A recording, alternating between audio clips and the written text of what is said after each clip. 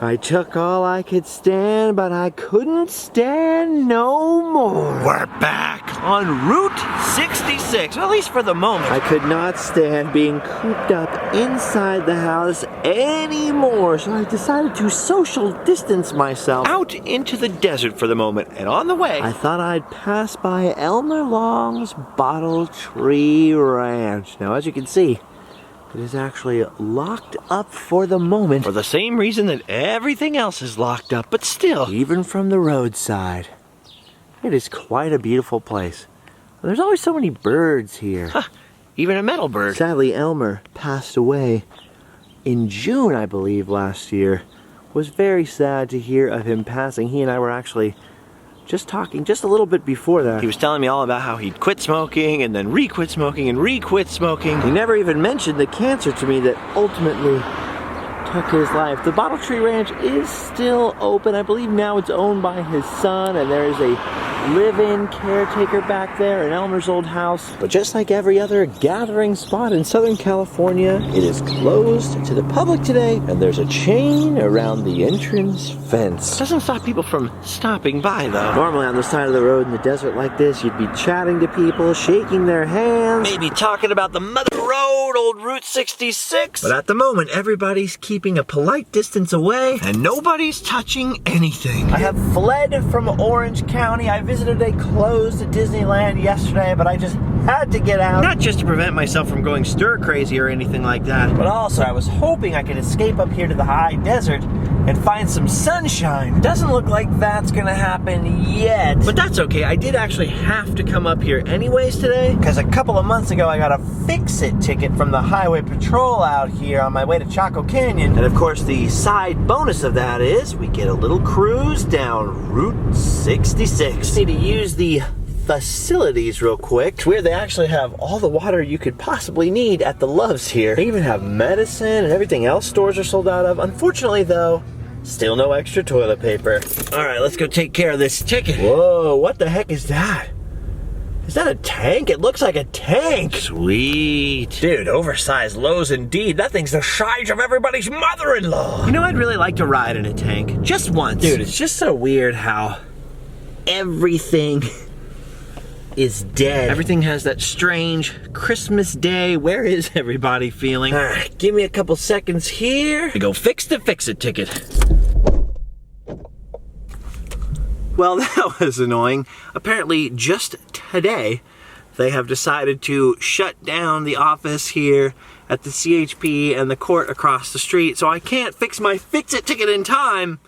But they said, you know, there's a grace period now because of the whole virus thing. Oh well, I guess we'll just keep moving along. That, I have to admit, was very unexpected, because yesterday on the phone they told me I had to come in person, and then today they changed their minds. Luckily, I think I can stop today from being a total wash. Ooh, looks like we might actually be getting away from the clouds. That is good, because I'm like a lizard. I need some sunshine to be happy. Yes. Oh, yes. There you go. Talk about social distancing. Now that's what I've been looking for. That's what I've been craving. Some sunshine, standing in the middle of the road. Oh, nothing else may be going according to plan, but this lifts my spirits. Now, just like everybody else at this moment, I'm experiencing a little financial trouble, not the usual budget that we normally have around here. So what I decided to do, especially just in case, you know, things didn't really go according to plan today, or things got less interesting than I hoped they would be, is to pack up the car with a few camping supplies and head out either to Death Valley over here, or maybe somewhere else that's between here and there. Somewhere a little more TBD. Anyway, let's go. I know this isn't our usual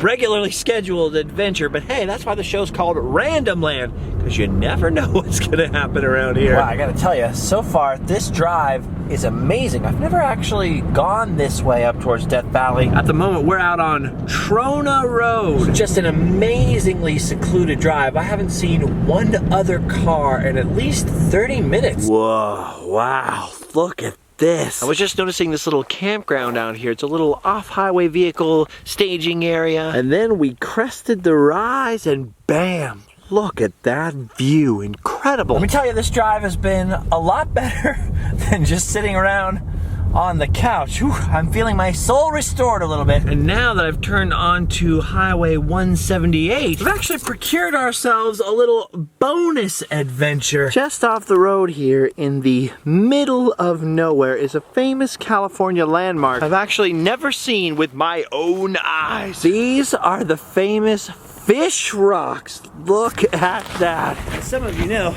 I've been to Death Valley like a zillion times, but like I was just saying, I've never actually come this way before, so I've never come past the Fish Rocks, at least not in the daytime that I remember. Dude, how cool are these things right here? Normally, I'm not a big fan of graffiti on random rocks out in the middle, of the desert like this. But then, this isn't exactly your standard graffiti, is it? I mean, wow. Would you look at the size of these things? Just a little bit of a scramble up these rocks here. Oh yeah, that is awesome.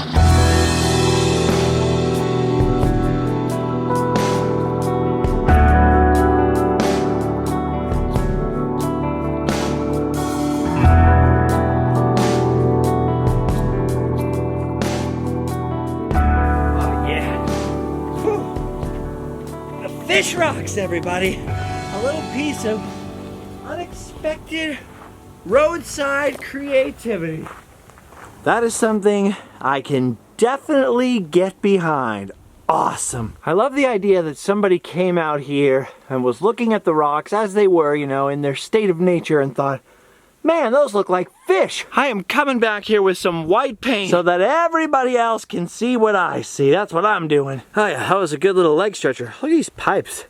I keep seeing wacky pipes all over the desert like this. All right, we're burning daylight. Time to get back to the car. All right, we've come now just literally like a minute or two down the road, and now it's decision time. I wanted to head into Death Valley, but from what I understand, they've closed down a bunch of the campgrounds and the visitor center, stuff like that. And so even though I might head in there tomorrow, where I was thinking of camping is right back here at the world famous Trona Pinnacles. This is one of the rare places in California, the rare big landmarks I've actually never been to. And apparently it sits on a couple of historic trails over here, a couple historic wagon roads. See that? The John and Dennis Searles. I've never understood how to pronounce that actually. Searles Wagon Route. These guys were borax miners. They used to get borax out here at Searles Lake and haul it by wagon way over, almost all the way to Los Angeles. Now look at this. Apparently there used to be a monorail out here. They literally constructed a monorail, a single rail with a little weird train that balanced the loads on either side to take minerals out through this valley where the modern railroad is now. Well, that's pretty cool. I'm glad I stopped to read the signs. Now, the Pinnacles out there were my backup spot for camping because from what I understand, you can camp out there. The only thing is, it's much earlier in the day than I thought it would be by the time I got here. But you know what? What the heck? Whoa. I knew it was a dirt road out to the Pinnacles themselves. I didn't know it was 5 miles long or that it would be this washboardy. I mean, it's pretty flat, but jeepers, it's bumpy.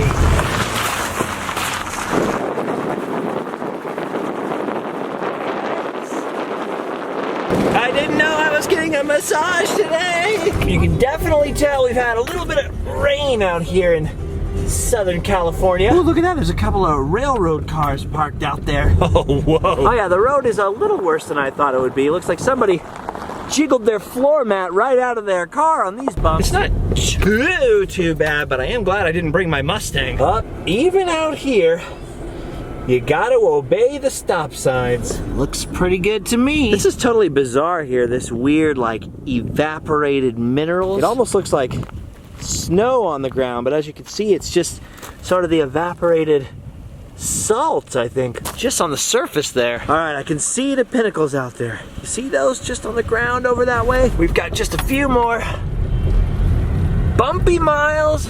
I really wasn't thinking about adventures when I bought this car, a couple years ago. I probably should have bought a RAV4 4x4 or something like that. But you know, the little two-wheel drive Escape has been pretty handy lately. Gotta give Ford some credit, because for a little city crossover car, it doesn't do too badly out here. Geez, 5 miles is a lot more miles than it seems like it's gonna be when you start out just trying to stick to the soft gravel shoulder here. A little less washboarding. Oh, look at this. There's actually a car coming the other way. Not too many of them out here. Hello! All right, I can see them. We are inbound on the Pinnacles. Oh, yes.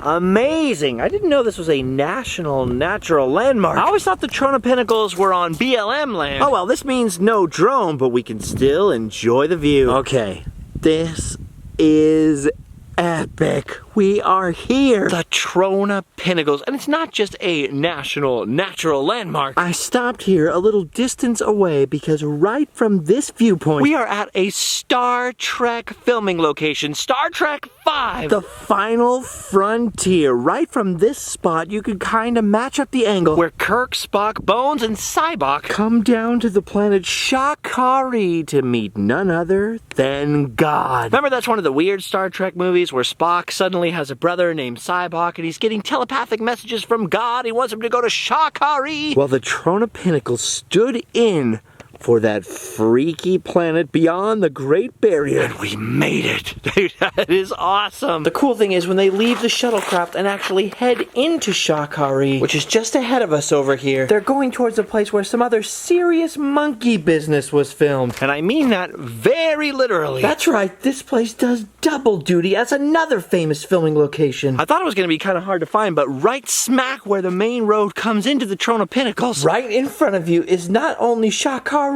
but Kalima. At least I think that's what it was called. This right here, right where we're looking, is a filming location from Tim Burton's version of Planet of the Apes. Oh, that's right. This was the ape origin point, the site of Mark Wahlberg's crashed spaceship. You guys kind of remember the Tim Burton Planet of the Apes, right? Probably not the most popular adaptation, you know, as time has passed. But you remember they went to Kalima, which was part of Caution Live Animals inside the ship. Mark Wahlberg's thinking he's going to be saved by his ship, but instead he finds it crashed here. These ruins are thousands of years old. They constructed that giant spaceship right here in front of this giant tufa formation, which means all this is also where they filmed that big climactic final monkey battle. Dude, you would never know they constructed a gigantic spaceship set right here, right in front of that thing. And it was basically right here on this flat piece of ground, sticking up with all those engine holes and weird spires. I mean, looking around here, they did a great job with forced perspective because there's no way it could have been as big as it appears on screen. But this is the spot where the Apes and Mark Wahlberg are running in and out of the giant spaceship with all those other humans around. The girl monkey lady was there. All of that went down right here. This would be looking out of the spaceship now. Right in this weird little valley between these giant spires of tufa, which I'll talk about in a minute. This means this is where Mark Wahlberg's little chimp friend landed in that other spaceship. I forget the little chimp's name. I think his name was Hercules. Then Mark Wahlberg hops in the pod to head back to Earth. And lo and behold, the monkeys had taken over. Dude, this is epic. It's crazy that this spot was also used in Star Trek 5, but now all I can think about is Dr. Zayas, Dr. Zayas, Dr. Zayas, Dr. Zayas, Dr. Zayas, Dr. Zayas, oh, Dr. Zayas. A long time since I've seen that Simpsons episode. Anyway, I believe this is what's known as the middle group. Hey, look, a little arch up there. There's a scenic driving loop around this portion, which I'm about to do. And then over yonder, beyond the driving loop, is what's called the northern group. That's supposed to be where some of the most impressive formations are. Now, these here are all tufa, which I believe is some sort of calcium mineral, calcium carbonate, something like that. And just like in Mono Lake up north, I believe they were formed out of springs bubbling up underneath a giant Ice Age era lake. So I think the minerals drift up. That's how that works, and that's how you get these weird tufa formations. They basically feel like coral. They even look like coral, as a matter of fact. Very dry and sticky, kind of harsh like lava rock. Definitely a very strange alien landscape growing around them. Although there are lots of very tiny little wildflowers. Look, here's my finger. Just for a size comparison, look at those. Even out here in the wastelands, life finds a way. All right, time to head back to the car now, because I am starving. So time to maybe do that little driving loop and then find a campsite. Wow, look at this. Look how otherworldly this is. Wait, I see something from our world. It's a pit toilet. Oh, that's nice. That should come in handy. Ooh, you can actually see someone's climbed on top of the tufa. That's one thing I know you're not supposed to do. Even if I could. Luckily, I lack the rock climbing skills to even attempt that. Man, this is awesome. This little driving loop is a lot rougher and bumpier than I thought it was gonna be. Ooh, or at least that little section was. Definitely check before you drive a little Kia up here, or Hyundai or something. Wow, this is very cool. They almost look like hoodoos. Yes, yes, do what? Remind me of the Babe. Look at this little pull out here.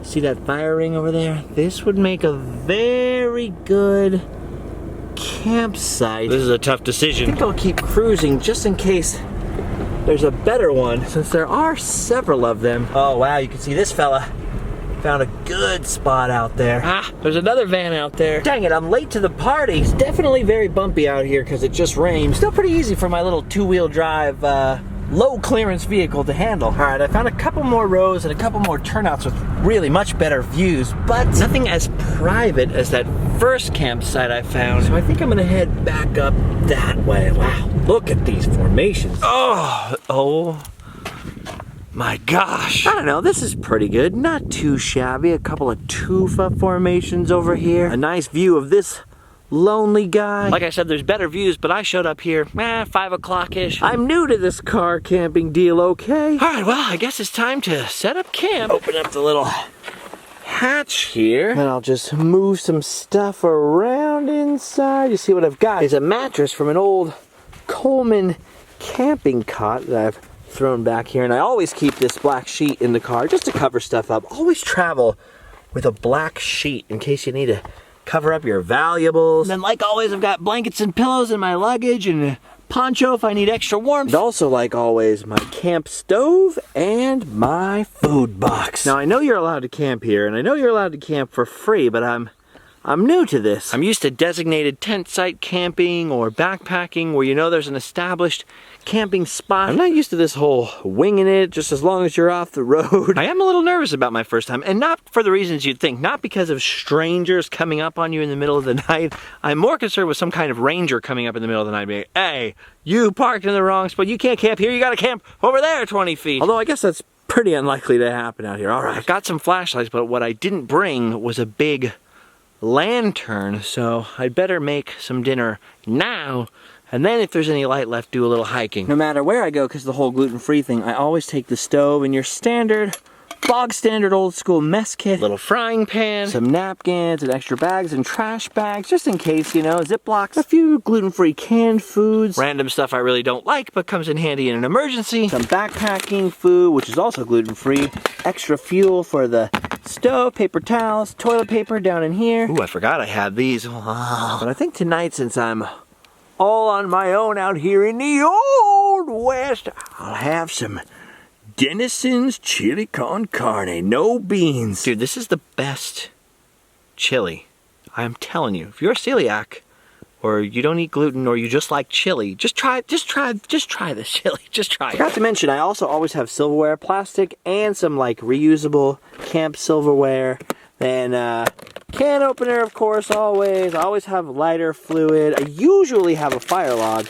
And also, I always bring Tony Chachet's Creole seasoning. That's just some of the stuff that comes with me on every single trip. Normally, I also have paper plates and paper bowls or something like that. But I actually forgot them this time, but that's still no problem because I have the reusable mess kit, which is what you really should be using anyways, if you can help it. You can see this stuff that comes with me on every trip is where I kind of keep my stickers from all the various adventures we've had. I think I've pretty much been doing that since the full-on Route 66 trip. Oh yeah, there we go. There's the good stuff. See, I did not mean to camp intentionally, or else I would have brought something like, you know, a table, a bunch of other stuff I could have brought. I've almost always been prepared for it just in case, and this was the just in case. I actually had a reservation for the first time ever at Stovepipe Wells in Death Valley. And they canceled it when I was in Barstow getting the whole ticket thing fixed. Well, I didn't get it, you know what I mean. All right, that is just about ready to eat. Oh, yeah. Oh, dude. That was so good. Got the chili, Got a Mountain Dew over here. I am set. Oh yeah, dude. This is the way. Oh. Speaking of stickers, one of the things that we were going to be doing until the world economy got humbucked by this virus was launching a whole new online store. As it turns out, almost every product was late except for these. Dude, look at this. Sweet sticker packs! The store still won't be up for a while, not until we get all the stuff. But since I happen to have some of these and wanted to stick some on my box really bad, I thought I'd show you just what's inside, which is why I brought an opened one. Check these out. 11 sweet, vibey stickers. There's my sunglasses for a sense of scale. 11 sweet sticks in a sticker pack. Look at that. We got the Explorer sticker. We got some Randomland logos. We got a me sticker, an Alley sticker, a Frights sticker. We got all kinds of stuff in here. And unlike the last ginormous sticker that I did, we tried to get these ones in the sweet spot because people said those ones were too big to stick on a bike, wallet, on a phone, on a sticker wall, on a pole, on a Star Trek filming location, on your mother-in-law. What do you think of that, Allie? Oh, I think it's really great. I love these stickers. These are awesome. I love you. My personal favorite is this one, the Randomland 66 6 stick. Oh, and there's all kinds of stuff still coming. We have patches coming. A patch that will replace this one. You'll see. Might be some certain sweet headgear and a little more quality form. New pins. Finally, after a long time, the first new pin of 2020 in a very limited number. And something super epic, super radical that I've been waiting for a long time that I just can't talk about yet. All right, well, it feels too early to go to sleep. The sun is still up for at least another 30 minutes. So I guess we might as well hit the trail. I'm standing here now at the base of the formations that Captain Kirk and company walked towards to meet quote-unquote God at Shakari. I think I'm gonna head over the hill and see if anything else lines up. I believe Star Trek Hwy was actually directed by William Shatner. Oh my gosh, this is steep. Woo! Guessing he must have been pretty bummed when it turned out not to be one of the, how should we put it, more beloved Star Trek movies. Oh wow, look at this. Unbelievable. Just gorgeous. They definitely could have picked worse places to almost meet God, huh? Because it's certainly otherworldly out here. Look at all those spires in the North Formation out there. I don't believe they went that far to film. My educated guess, having hunted down a lot of filming locations, would be they filmed just on the backside of this formation. Nah, so far, not lining up the way I thought it would. We'll keep going. I'm thinking of hiking maybe all the way to that far side over there because one of those pinnacles I can see in the center really matches up well, but in reverse, mirror image. Kind of far, but I got a flashlight and nothing better to do, so why not? Well, I came probably a mile because from the other side, this looked like it was going to match up handsomely with a shot from Star Trek Hwy. Didn't quite pan out that way, but then again, that's just sometimes how these things go. Definitely the right landscape, though. Kirk and Spock and Cybok and Bones. Excuse me, I have a question. What does God need with a starship? Man, these things don't look very big in their greater surroundings, but each one of these spires is between 40 and 140 feet tall. They're massive. From what I read, there's more than 500 of them, and they're spread out over a couple miles. Can't believe I've never been here before.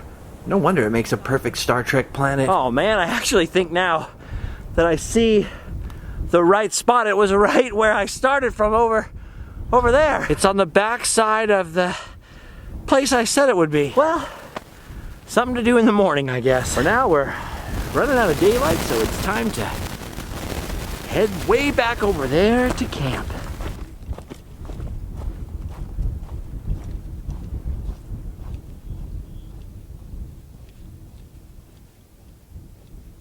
Ooh, the temperature has dropped quite a bit now.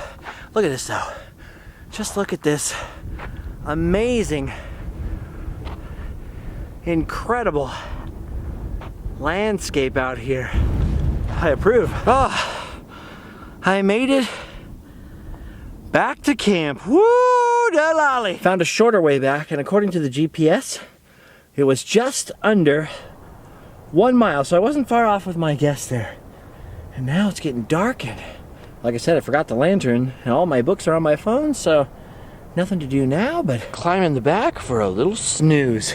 Definitely a beautiful night out there. All right, time to go to the car and sleep well.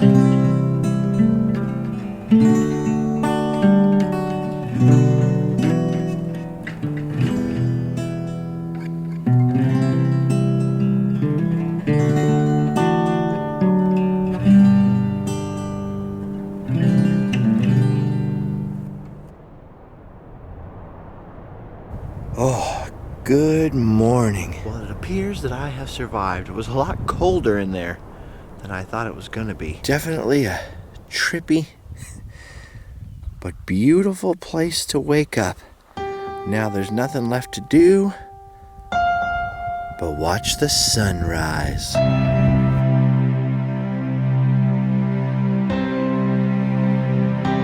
Oh, wow.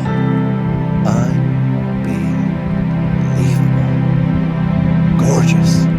Well, I gotta tell you, I feel a little bit silly. I have now definitely found the spot from Star Trek V. Yesterday when I hiked over this spot, I hiked just over that line and down looking for it. And it turns out it was right here, smack dab in front of me. It's a little backlit, but that's okay because it's backlit in the movie as well. The shot starts zoomed in at the tip of this pinnacle and slowly pans down to the gap between these two here, where we see none other than James T. Kirk pop out from behind the pinnacle, followed by Spock and Bones and Cybok, all shot just right there. The camera then cuts away to Uhura and all the people on the ship monitoring their progress. And then we get another zoom-in shot right against the base of that pinnacle of James T. Kirk and company making their way along the bottom of it. Holy cow, it all lines up. This is pretty unbelievable, actually, standing here. I always liked Star Trek V. I always thought it got kind of a bad rap. You know, it's interesting to line this stuff up perfectly the way that it is in the shot of Spock and Kirk and everybody walking right here. I have to stand on this interesting little flattened area under this piece of tufa. Gotta figure movie cameras were pretty big back then. Needed a nice big platform to put the dolly on, or the tripod or what have you, and I couldn't help but notice how unnaturally flat this spot is. Could they have carved out this platform for the movie? Stranger things have happened. When I tracked down the grave of Captain Kirk at the Generations filming locations, they had all kinds of bolts and weird metal relics from the filming. So it wouldn't be the first or last time that Star Trek has transformed the landscape while filming. All right, well, you know what I gotta do now. I gotta climb up there and walk where Kirk and Spock walked.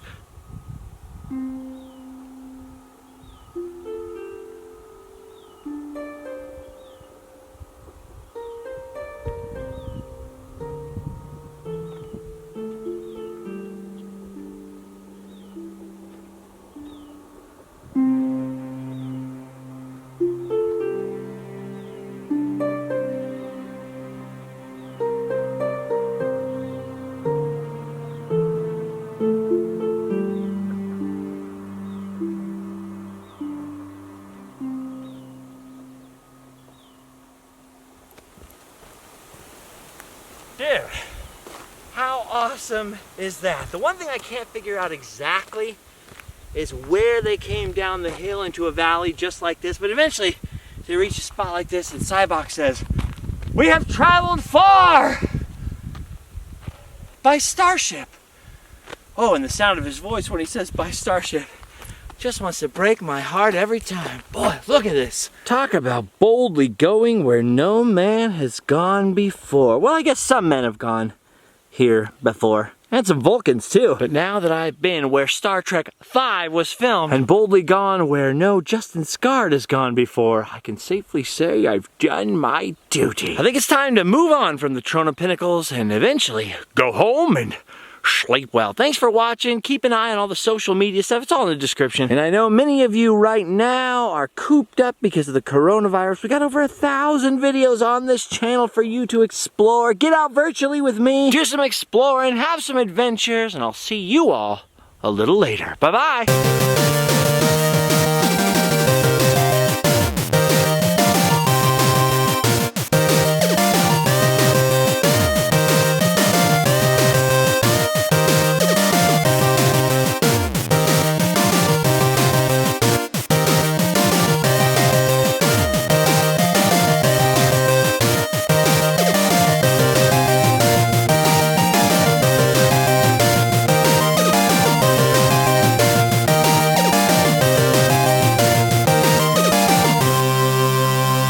Oh, this is awesome. I got to come see my aunt.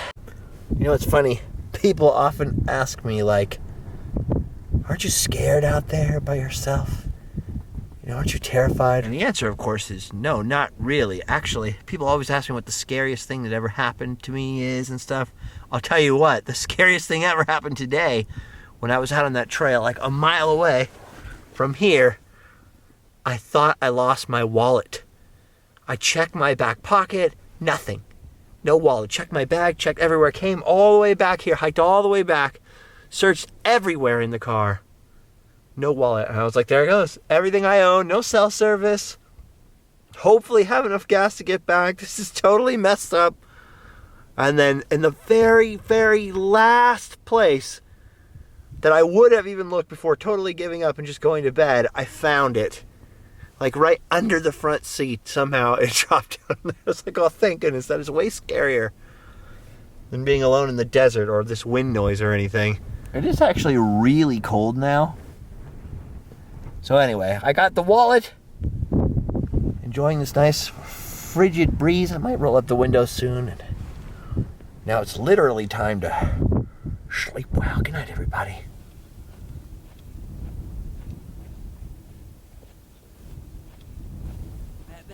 Awesome. It's a pain running back for the camera. Ooh. People always ask me how I get those shots. You walk away and you come back, that's how.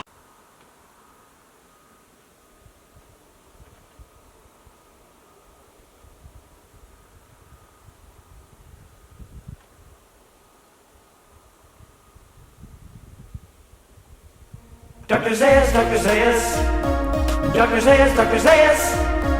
Dr. Zayas, Dr. Zayas, oh, Dr. Zayas.